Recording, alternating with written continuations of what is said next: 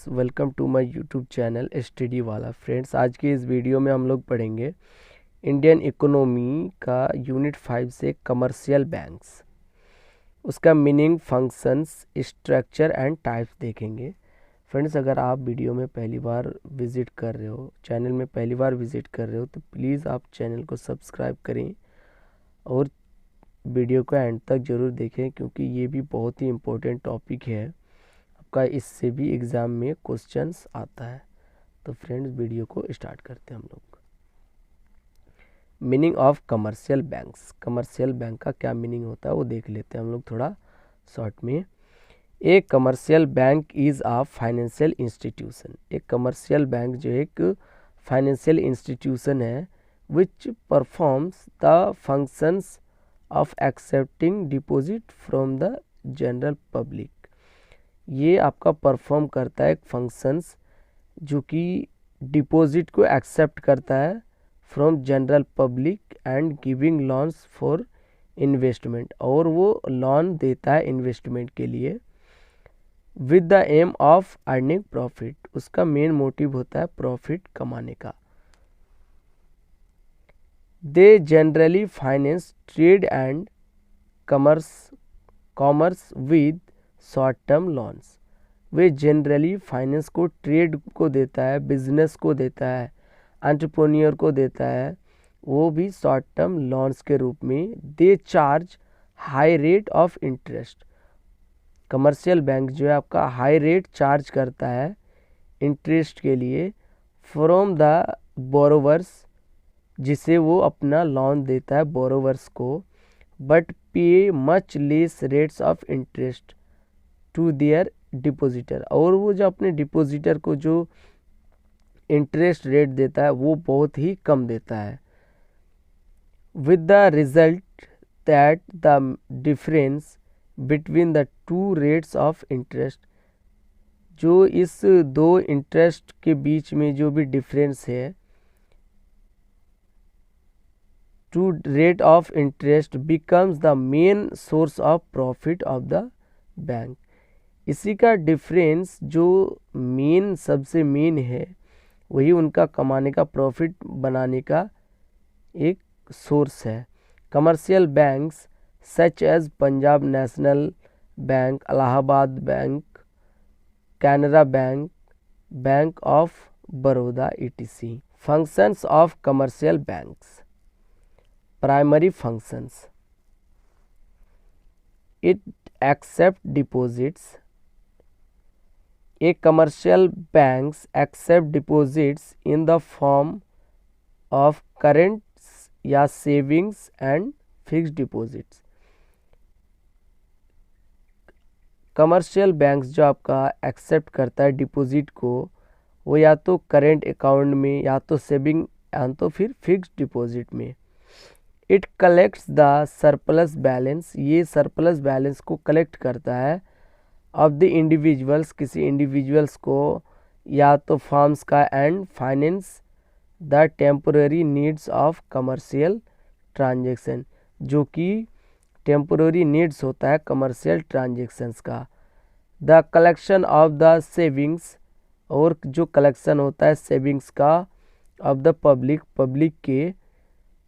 The bank does this by accepting deposit from its customers, और वो इसे accept करता है डिपॉजिट को उसके कस्टमर से। It gives loans and advances.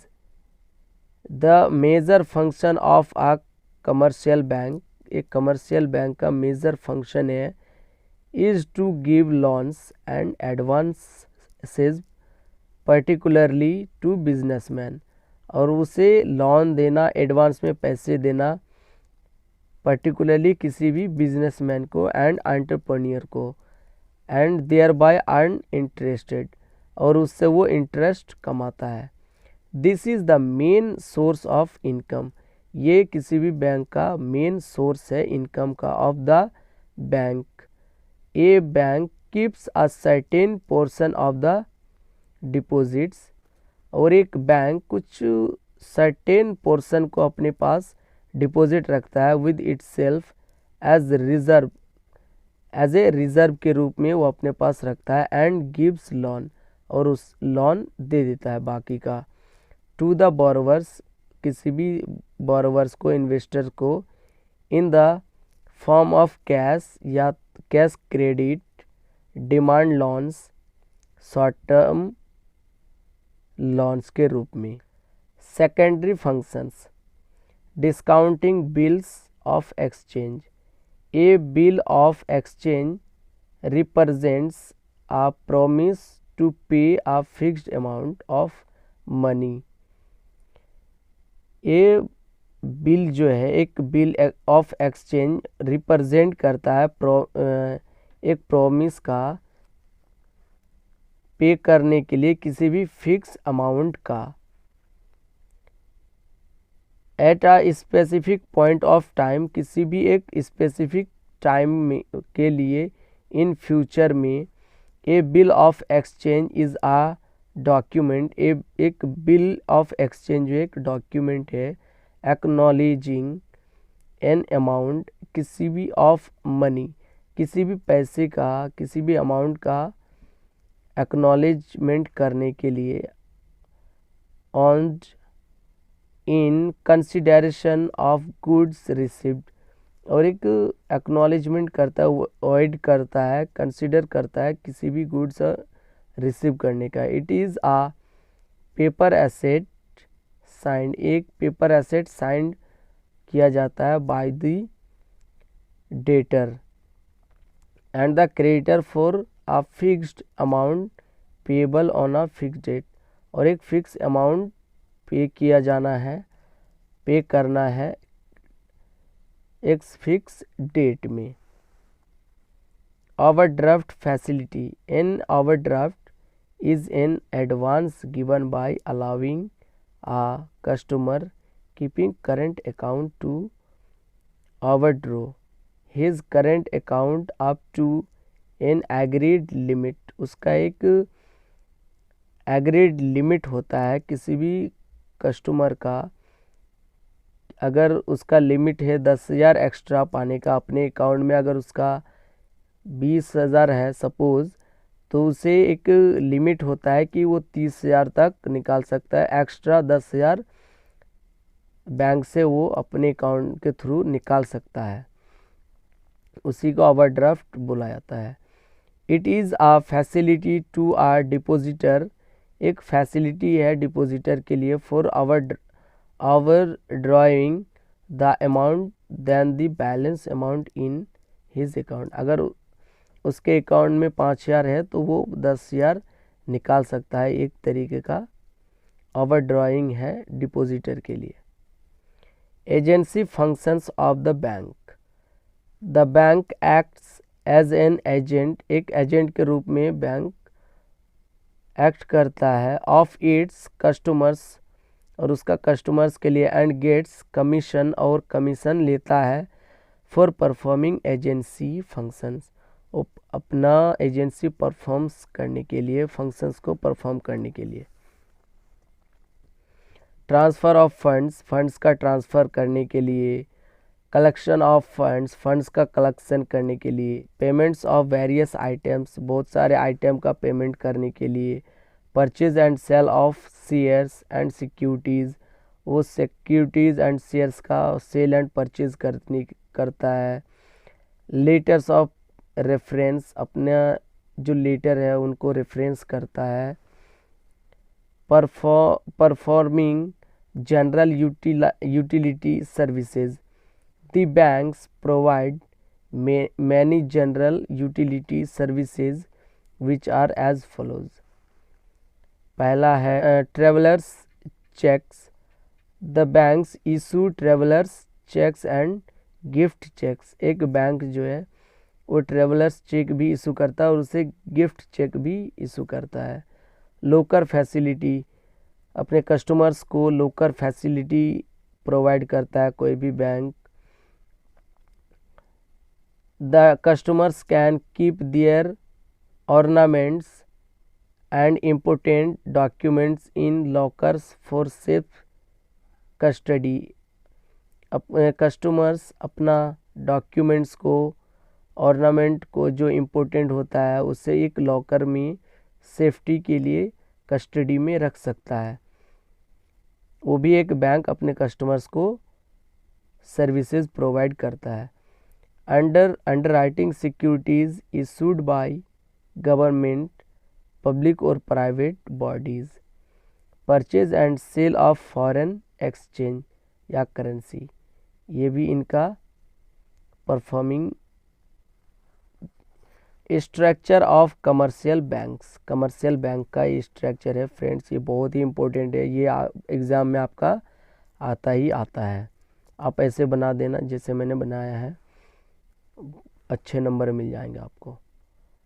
Commercial banks, इसमें दो होता है, एक scheduled commercial banks, non scheduled commercial banks. Scheduled commercial bank में आपका 3 आता है, private sector banks, public sector banks, foreign sector banks.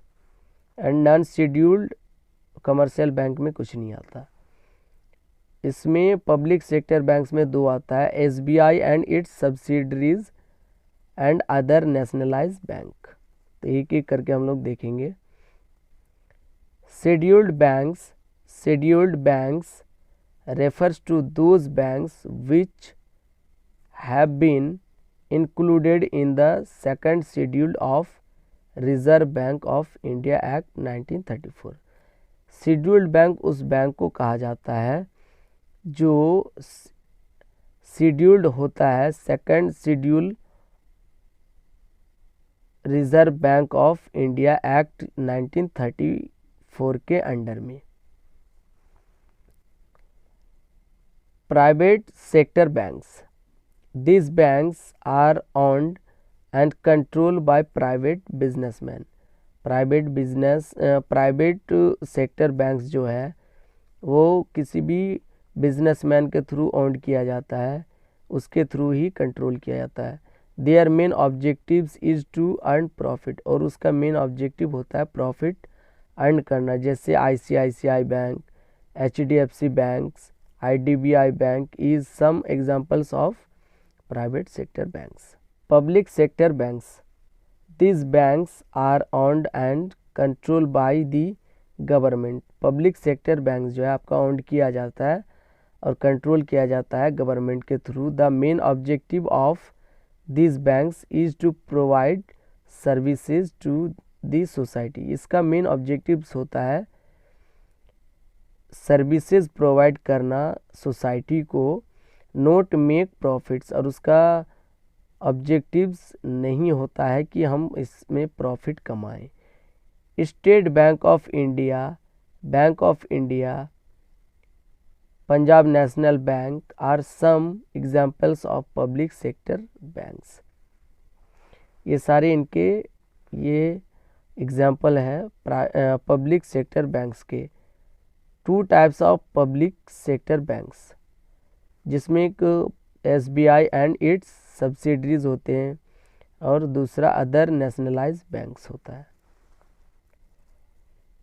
Foreign banks, these banks are owned and controlled by foreign promoters. ये इस तरीके का बैंक फॉरेन प्रमोटर्स के through owned किया जाता है, कंट्रोल किया जाता है। Their number has grown rapidly since 1991। इस 1991 से इसका जो नंबर है वो रैपिडली ग्रोथ हुआ है। When the process of liberalisation had started in India, जब एक इकोनॉमिक आपका लिबरलाइजेशन स्टार्टेड हुआ था इंडिया में।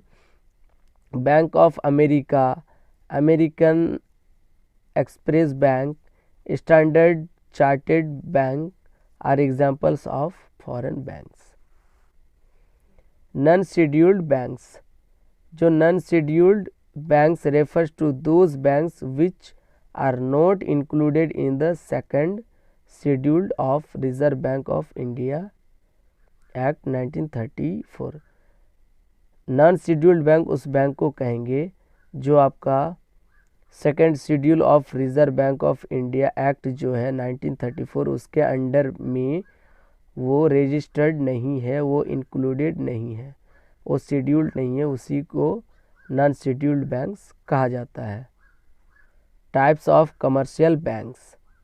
कमर्शियल बैंक्स मोस्टली 3 तरीके का होता है, public sector banks, private sector banks and foreign banks. Friends, इसके आप डेफिनेशन पीछे पढ़ा है हमने, उससे आप देख के लिख लेना, याद कर लेना।